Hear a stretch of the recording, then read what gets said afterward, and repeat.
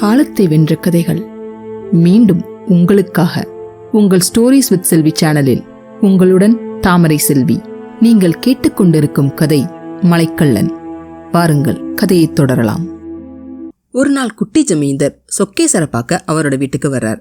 குட்டி ஜமீன்தார் தன்னோட சில சொத்துக்களை சொக்கேசர் கிட்ட அடமானம் வச்சு பணம் வாங்கி இருந்தார். பணம் வாங்கி பல காலம் ஆகியும் இது வரைக்கும் அவர் ஒரு பைசா கூட திருப்பி கொடுக்கல. சொக்கேசரை பொறுத்த வரைக்கும் மனுஷங்க தானே முக்கியம், பணமா முக்கியம். அதுவும் இல்லாம பல காலம் தெரிஞ்ச குட்டி ஜமீன்தாருக்கு உதவுறது தப்பு இல்லைங்கிறது அவரோட எண்ணம். வீட்டுக்கு வந்தவரை உபசரிச்சுட்டு எங்க ரொம்ப நாளா காணோமேனு சொக்கேசர் விவரம் கேட்க, குட்டி ஜமீன்தார், அரியபுரத்துல இருக்கிற மிராசுதாரர் முனிசாமிய பார்க்க போயிருந்தேன்.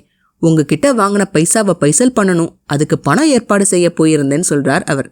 அதுக்கு சொக்கேசர், எனக்கு கொடுக்க வேண்டியதை பத்தி இப்ப அவசரப்பட வேணான்னு பெருந்தன்மையா சொல்ல, அதுக்கு ஜமீன்தார், கடன் பட்டார் நெஞ்சம் போல் கலங்கினான் இலங்கை வேந்தன்னு சொல்லுவாங்க.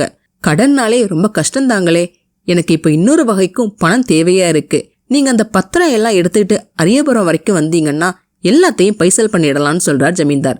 ஓ, அதுக்கு என்ன, நான் இப்பவே வேணும்னாலும் வரேன்னு சொக்கேசர் சொல்ல, இல்லங்க, நான் எல்லா ஏற்பாடையும் பண்ணிடுறேன், நீங்க நாளைக்கு வாங்கன்னு சொல்ல அதுக்கு சம்மதிக்கிறார் சொக்கேசர். அதே சமயம் பூங்கோதையை கூட்டிட்டு வந்தது அப்துல் ரஹீம்ங்கிறதால அவரை விசாரிக்க போறார் இன்ஸ்பெக்டர் ஆறுமுகம். வீட்டுக்கு வந்தவரை வரவேற்றுட்டு, என்ன சார், ஏதாவது விஷயம் இருக்கான்னு அப்துல் ரஹீம் கேட்க, ஒன்னும் இல்ல, உங்களை பார்க்க 2-3 தடவை வந்தேன், நீங்க ஊர்ல இல்லைன்னு இன்ஸ்பெக்டர் சொல்ல, அதுக்கு ரஹீம், ஆமா சார், கொஞ்சம் அவசர வேலையா நான் மெட்ராஸ் போயிருந்தேன்னு சொல்றார். ஆமா, அப்படித்தான் கேள்விப்பட்டேன்னு இன்ஸ்பெக்டர் தயங்கி சொல்ல, அப்துல் ரஹீம் அவரோட வேலைக்காரன் கிட்ட கதவை சாத்திட்டு யாரையும் உள்ள விடாதுன்னு ஆர்டர் போட்டுட்டு இன்ஸ்பெக்டர் கிட்ட, என்ன சார், ஏதாவது அவசரமான விஷயமானு கேட்க, அதுக்கு இன்ஸ்பெக்டர், அவசரம் இல்ல, உங்ககிட்ட கொஞ்சம் சந்தேகங்களை கேட்டுட்டு போகலான்னு வந்தேன்னு சொல்றார். கொஞ்சம் என்ன சார், ரொம்ப கேளுங்கன்னு சொல்ல இன்ஸ்பெக்டர் நேரடியா விஷயத்துக்கு வர்றார்.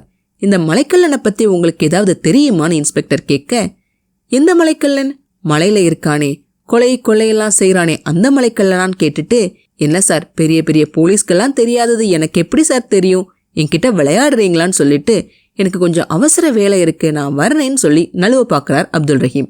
ஆனா இன்ஸ்பெக்டர் விடுற ஆளா, சார், நீங்க மலைக்கல்லனுக்கு நெருங்கிய சிநேகிதர்னு தகவல் கிடைச்சி இருக்குதுன்னு நைஸா ஆரம்பிக்கிறார். அதை கேட்டு சிரிச்சுட்டு, எவ்வளவோ கொள்ளையெல்லாம் நடக்குது, ஆனா அதை பத்தி எல்லாம் உங்களுக்கு தகவல் கிடைக்கல, நான் மலைக்கல்லனோட ஃப்ரெண்டுன்னு தகவல் கிடைச்சிருக்குன்னு சொல்லி கேட்டுட்டு சிரிக்கிறார் அப்துல் ரஹீம். ரஹீம் சார், நான் உங்களை ஒன்னு கேட்கிறேன், கோவிச்சுக்க கூடாதுன்னு சொல்லிட்டு, பூங்கோதைய அவங்க வீட்டுக்கு கூட்டிட்டு வந்தது நீங்க தானேன்னு இன்ஸ்பெக்டர் கேட்க, யார் சார் சொன்னதுன்னு ரஹீம் அதிர்ச்சியோட கேட்க, பூங்கோதை அம்மாலே சொன்னாங்கன்னு இன்ஸ்பெக்டர் சொல்றார். பூங்கோதை அம்மாவே சொன்னாங்களான்னு யோசிச்சுட்டு, இன்னும் என்ன சார் சொன்னாங்கன்னு ரஹீம் கேட்க, இன்னும் எவ்வளவோ சொன்னாங்க, இப்பவாவது ஒத்துக்கிறீங்களா நீங்க தான்னு இன்ஸ்பெக்டர் கேட்க, இதுக்கு மேலேயும் மறுக்க முடியாதுன்னு ரஹீமுக்கு விளங்கிடுச்சு. ஆமா சார், சொக்கேசர் நம்ம பக்கத்து வீடு, அவரோட காணாம போன பொண்ணை நான் கண்டுபிடிச்சு கொண்டு வந்தேன், அவ்வளோதான் ரொம்ப சர்வசாதாரணமா சொல்றார் அப்துல் ரஹீம். அதனால தான் இன்ஸ்பெக்டர் இழுக்க, அதனால என்ன சார், பெரிய பெரிய போலீஸால கண்டுபிடிக்க முடியல, நான் கண்டுபிடிச்சு கொண்டு வந்தேன், தப்பா சார்னு கொஞ்சம் காட்டமாவே ரஹீம் கேட்கிறாரு. அதுக்கு இன்ஸ்பெக்டர், தப்புன்னு சொல்லல, இதையெல்லாம் பார்க்கும் போது மலைக்கல்லன் உங்களுக்கு ரொம்ப சிநேகிதம்னு தெரியுதுன்னு தன்னோட சந்தேகத்துக்கான காரணத்தை சொல்றாரு. ஆமா சார், மலைக்கல்லன் எனக்கு ஃப்ரெண்டு தான், இப்ப என்ன சார் சொல்றீங்கன்னு ரஹீம் ஒரே போடா போட, இன்ஸ்பெக்டர் ரொம்ப பதவிசா, உங்க உதவி இருந்தா மலைக்கல்லன்னு இன்ஸ்பெக்டர் ஆரம்பிக்கிறார். என்னோட ஃப்ரெண்டை பிடிச்சு கொடுக்க சொல்றீங்களா, அப்படி முதுகுல குத்துற வேலையெல்லாம் நான் செய்ய மாட்டேன்னு கோவமா சொல்றார் ரஹீம்.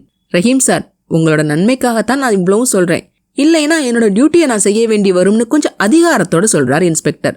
உடனே கோவத்தோட எந்திரிக்கிற ரஹீம், என்ன சார் மிரட்டுறீங்களா, மலைக்கல்லன் என்னோட ஃப்ரெண்ட், பூங்கோதை அம்மாவை அவங்களோட வீட்டுல கொண்டு வந்து சேர்த்தேன், இதுல என்ன சார் தப்பு இருக்கு, இதுல என்ன கேஸ் போட போறீங்க, போட்டுக்கங்க சார்னு சொல்லிட்டு அவசரமா அங்கிருந்து கிளம்புறார் ரஹீம். உடனே இன்ஸ்பெக்டர், நீங்க கோவிச்சுக்கிட்டா எப்படி, இது எங்க உத்தியோக தர்மம் சார், தப்பு செஞ்சவங்கள தண்டிச்சே ஆகணும்னு சொல்ல, மலைக்கல்லன் என்ன சார் தப்பு செஞ்சான்னு ரஹீம் கேட்கிறார்.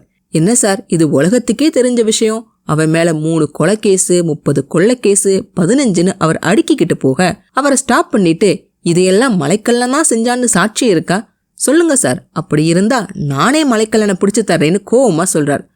ஆனா அப்படின்னு இன்ஸ்பெக்டர் கொஞ்சம் தயங்க ரஹீம் விடாம, நீங்க நிரூபிங்க, நான் பிடிச்சு தரேன், இதையெல்லாம் மலைக்கல்லன் செய்யலைன்னு நான் நிரூபிக்கிறேன்னு ரஹீம் சொல்ல, அதை கேட்ட இன்ஸ்பெக்டருக்கு பயங்கர ஆச்சரியம். இதையெல்லாம் மலைக்கல்லன் செய்யலைன்னு உங்களால நிரூபிக்க முடியுமான்னு நம்ப முடியாம கேட்கிறார் இன்ஸ்பெக்டர். ஆமாம்னு ரஹீம் உறுதியா சொல்ல, அப்ப நாங்களும் ஒத்துக்கிறோம், எங்களுக்கு என்ன மலைக்கல்லன் மேல விரோதமா? நியாயம் நிலைக்கணும், நிரபராதிகள் தண்டிக்கப்படக்கூடாது, அவ்வளவுதான் சார்னு சொல்றார் இன்ஸ்பெக்டர். உங்க கேஸுக்கு சாட்சி வேணும், அவ்வளவுதானே. நான் நாகூருக்கு போய் 4 நாள் கழிச்சு வரேன். அதுக்கப்புறம் உங்க மேட்டரை நான் பாக்குறேன், போதுமானு ரஹீம் கேட்க, அதுக்கு இன்ஸ்பெக்டர் நன்றி சொல்லிட்டு அங்கிருந்து போயிடுறார். மலைக்கல்லனுக்கும் அப்துல் ரஹீமுக்கும் என்ன சம்பந்தம் தெரிஞ்சுக்க அடுத்த பகுதிகளை தவறாம பாருங்க. இந்த பதிவு உங்களுக்கு பிடிச்சிருந்ததுன்னா மறக்காம லைக் பண்ணுங்க, ஷேர் பண்ணுங்க, சப்ஸ்கிரைப் பண்ணுங்க.